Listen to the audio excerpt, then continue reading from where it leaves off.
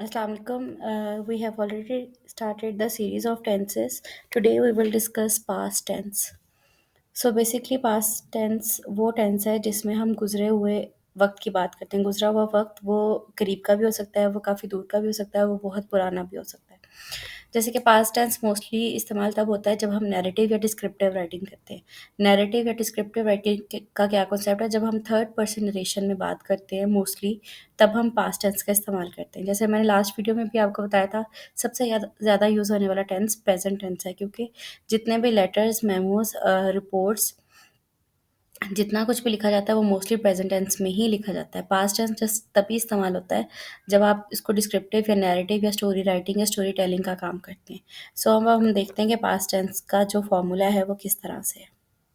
सबसे पहले कॉन्सेप्ट हमारे पास वही है, सेंटेंस का स्ट्रक्चर है। सेंटेंस किस चीज़ से बनता है? Subject, verb and object. ये सबसे मेन बात है। सेंटेंस तभी बनेगा जब सब्जेक्ट, वर्ब एंड ऑब्जेक्ट होगा। अगर हमारे पास ऑब्जेक्ट नहीं है, या बीच में वर्ब नहीं है, या बीच में सेंटेंस नहीं है, तो वो फ्रेज या क्लॉज कहलाएगा, सेंटेंस नहीं कहलाएगा। दूसरा ये कि सेकंड साइड पे मैंने आपको दो तरह से बताया हुआ है, एक डू और डिड का कॉन्सेप्ट। डू फर्स्ट फॉर्म होती है हमेशा, डिड डू की ही सेकंड फॉर्म है, डू की ही सेकंड फॉर्म डिड है। और यहाँ पे वर्ब V1 शो किया हुआ है, वर्ब की first form, V2 second, V3 third form. अब आ जाते हैं present sorry past indefinite tense में। पास्ट इंडेफिनिट की सेंटेंस की पहचान छोटी है, बड़ी है, अलिफ। जैसे कि वो स्कूल चला गया, वो स्कूल चली गई, वो स्कूल चले गए। चले गए मतलब पास्ट हो गया। अब हो सकता है बड़ी देर के गए हों, हो सकता है अभी-अभी गए हों, वो हमें कन्फर्म इसमें नहीं होता। चलिए अब हम स्टार्ट करते हैं उसके फॉर्मूला से। सबसे पहले पास्ट इंडेफिनिट टेंस है। पास्ट इंडेफिनिट में हमारे पास वही सिंपल, नेगेटिव और इंटेरोगेटिव है। सिंपल सेंटेंस का फॉर्मूला क्या है? जैसे प्रेजेंट इंडेफिनिट सिंपल था, उसी तरह पास्ट इंडेफिनिट भी सिंपल है। सब्जेक्ट प्लस वर्ब की second form plus object. Present में एस और ईएस का इजाफा होता था, अब पास्ट में क्या है? वर्ब की सेकंड फॉर्म आती है हमेशा। ठीक है, साथ ऑब्जेक्ट। ये इस तरह से सेंटेंस स्ट्रक्चर कंप्लीट होता है। उसके बाद नेगेटिव में वही बात हमारे पास, जैसे कि प्रेजेंट में हमारे पास कोई भी हेल्पिंग वर्ब नहीं था जिसके थ्रू हम इंटरोगेटिव या नेगेटिव बना सके। इसी तरह हमारे पास पास्ट टेंस में भी हेल्पिंग वर्ब मौजूद नहीं था, तो हमने जो प्रेजेंट में डू लिया था उसी की सेकंड फॉर्म डिड इधर इस्तेमाल कर ली। जैसे कि subject plus did not plus verb की फर्स्ट फॉर्म प्लस ऑब्जेक्ट।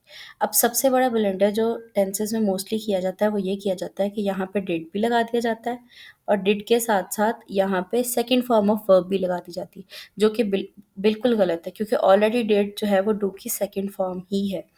तो इसमें फिर ये वर्ब की फर्स्ट फॉर्म हो जाती है प्लस ऑब्जेक्ट। कभी भी एक ही सेंटेंस में, एक ही फ़िक्रे में जो फॉर्म ऑफ वर्ब हैं वो 2 एक टाइम पे नहीं आती। जैसे कि सेकंड फॉर्म और थर्ड फॉर्म कभी भी एक सेंटेंस में 2 दफ़ा रिपीट नहीं होती। अगर एक सेंटेंस में एक दफ़ा वर्ब की सेकंड और थर्ड फॉर्म आई है, तो अल्टीमेटली अगर वर्ब रिपीट हो रहा है तो वो हमेशा फर्स्ट फॉर्म में ही होगा। अब हमने जब इंटरोगेटिव बनाया वही डिड हम सेंटेंस के स्टार्ट में ले गए, और सब्जेक्ट प्लस वर्ब की फर्स्ट फॉर्म प्लस ऑब्जेक्ट। जैसे कि वो स्कूल चली गई, या वो स्कूल गई, she went to school. She subject, went go, go went gone went, go की सेकंड फॉर्म प्लस ऑब्जेक्ट, वो स्कूल गई, शी वेंट टू स्कूल। इसी तरह अब नेगेटिव बनाने लगे हैं तो हमारे पास डिड है सेकंड फॉर्म। वो स्कूल नहीं गई, she did not go to school. क्या वो स्कूल गई? Did she go to school? ठीक है, तो ये आपको समझ आ गया होगा कि कभी भी एक ही सेंटेंस में वर्ब की सेकंड फॉर्म या वर्ब की थर्ड फॉर्म 2 दफ़ा रिपीट नहीं होती। अगर वर्ब रिपीट हो रहा है तो वो फर्स्ट फॉर्म में ही रिपीट होगा। Next we have past continuous tense. Past continuous tense का कॉन्सेप्ट ये है कि जैसे माजी करीब में ही कोई काम हो रहा है, ठीक है, हो रहा था, हो रहा है। अब आपको नहीं पता हो रहा था, वो हो रहा था कंटिन्यू है, डिसकंटिन्यू हो गया, या क्या है। जैसे कि वो स्कूल जा रही थी, अब वो स्कूल जा रही थी, you are not confirm about कि वो अभी तक स्कूल जा रही है या वो नहीं जा रही, उसने जाना बंद कर दिया एंड ऑल दैट स्टफ। तो उसमें हमारे पास पास्ट कॉन्टिन्यूस टेंस आता है। वो स्कूल जा रही थी, क्या वो स्कूल जा रही थी? वो स्कूल नहीं जा रही थी।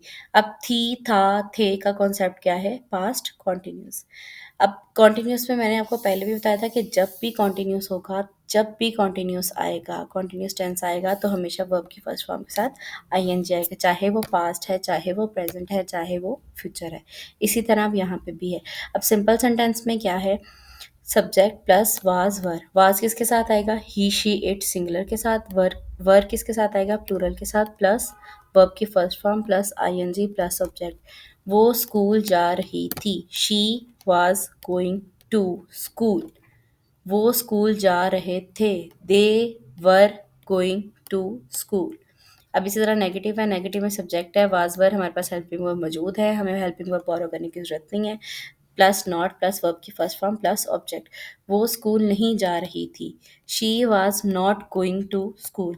वो स्कूल नहीं जा रहे थे। They were not going to school. क्या वो स्कूल जा रही थी? Was she going to school. क्या वो स्कूल जा रहे थे? Were they going to school. ठीक है, तो पास का ये है कि हमारे पास दो हेल्पिंग वर्ब होते हैं, वाज और वर। वाज किसके साथ आता है? जो सिंगुलर होता है, मतलब ही शी इट के साथ। और वर किसके साथ आता है? जितने भी हमारे पास सब्जेक्ट प्लूरल होते हैं या प्रोनाउन प्लूरल होते हैं, उसके साथ हमारे पास वर्ब मौजूद है। और कॉन्टिन्यूस के हिसाब से हमारे पास वर्ब की first form plus ING. Next we have past perfect tense. Past perfect tense की पहचान ये है, जा चुके थे, जा चुकी थी।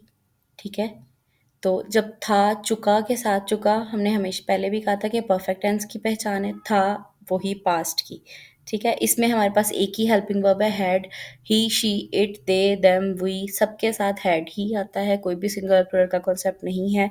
और क्योंकि ये परफेक्ट टेंस है, क्योंकि चुका है, चुका था, तो हमने वर्ब की थर्ड फॉर्म प्लस ऑब्जेक्ट।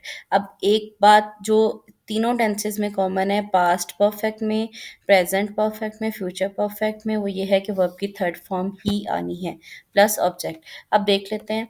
वो स्कूल जा चुकी थी। She had gone to school. Gone, अब गो, वेंट, गोन, गॉन क्या है? वर्ब की थर्ड फॉर्म टू स्कूल। वो स्कूल जा चुकी थी। मैं सेम एग्जांपल इसलिए दे रही हूँ ताकि आप लोगों को डिफ्रेंशिएट हो सके कि कौन सा हेल्पिंग वर्ब किसके साथ आना है। वो स्कूल जा चुकी थी। She had gone to school.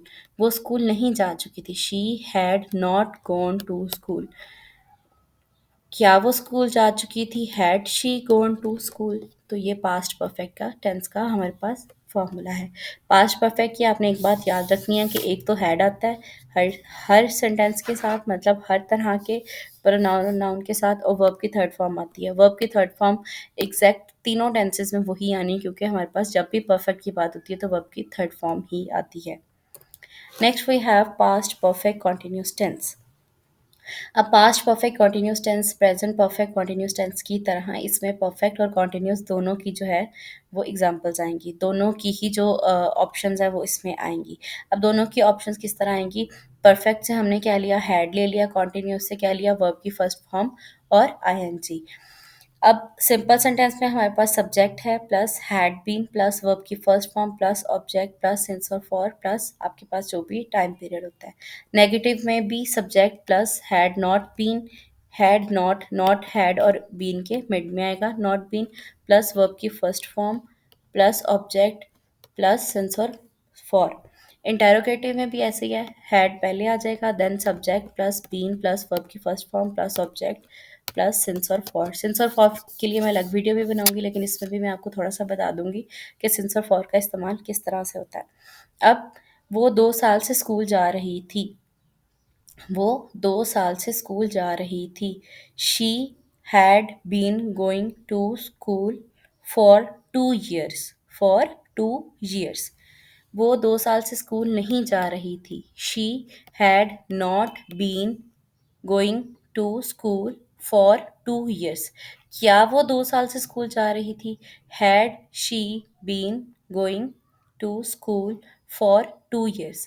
अब 2 years की बात हो रही है। अब 2 years हमें एग्जैक्ट नहीं पता कि वो 2 साल कौन से हैं, वो पिछले 2 साल हैं, उससे पिछले 2 साल हैं, या उससे पिछले 2 साल हैं। तो इसलिए हमने किस चीज़ का इस्तेमाल किया? फॉर का। जब हमें एग्जैक्ट पता होगा कि वो कौन से 2 साल थे, तो हम किसका इस्तेमाल करेंगे? सिंस। वो पिछले 2 साल से स्कूल जा रही है। वो पिछले 2 साल से स्कूल जा रही है। अब हमारे पास पिछले से आप क्या, हमें पता चला कि लास्ट 2 ईयर्स की बात है। ठीक है, तो अब हम सेंटेंस को दोबारा बना के देखते हैं। She had been going to school since last 2 years. She had not been going to school since last 2 years. Had she been going to school since last 2 years? अब since कहाँ पे आएगा? जब हमारे पास exact time period आएगा। for कहाँ पे आएगा? जब हमें approximate time पता होगा, not exactly. This is all for today. Thank you so much for watching. Next we will discuss future tense.